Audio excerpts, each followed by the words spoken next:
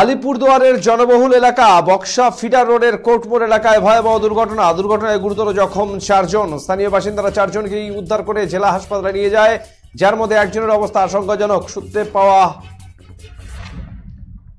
খবর অনুযায়ী রবিবার রাত 9টা নাগাদ এক বিলাসবহুল গাড়ি আচমকাই একটি অটোকে ধাক্কা মারলে অটো নিয়ন্ত্রণ হারিয়ে এক বাইককে ধাক্কা মারে। এরপর এক রাস্তার ধারে থাকা চায়ের দোকানে উঠে পড়ে অটো এবং বাইক। এই ঘটনায় চায়ের দোকানে থাকা 4 জন গুরুতর জখম হন। এরপর খবর পেয়ে দ্রুত ঘটনাস্থলে ছুটে আসে আলিপুরদুয়ার থানা ট্রাফিক পুলিশ। এরপর পুলিশ গাড়িটিকে উদ্ধার করে থানায় নিয়ে যায়।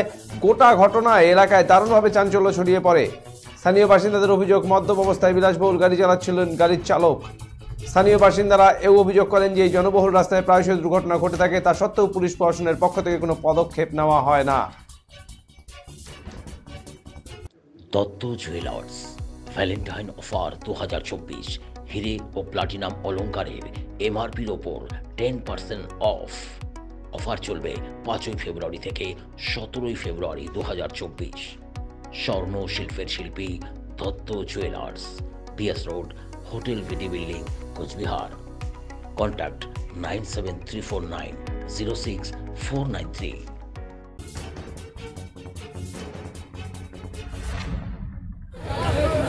এই সন্ধ্যের সময় ঘটনাটা হচ্ছে, রাস্তাঘাট ঠিকঠাকই চলছিল, গাড়ি ঘোড়া সব ঠিকঠাকই চলছে। রবিবারের বাজার, এমনি লোকজন কম।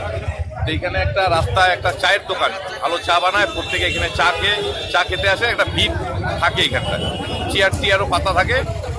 কিছু লোক চেয়ারে বসে, কেউ দাঁড়িয়ে চা খাচ্ছিল। ওদিক থেকে জংশন দিক থেকে আলিপুরদুয়ারের দিকে একটা অটো আসছিল, রানিং অটো।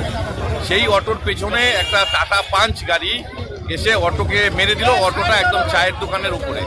সেই অটোর চাপার মধ্যে 3 জন চাপা পড়েছিল, আর একজন পাশে ছিল, তিনিও ব্যথা পেয়েছে। টোটাল 4 জন ব্যথা পেয়েছে।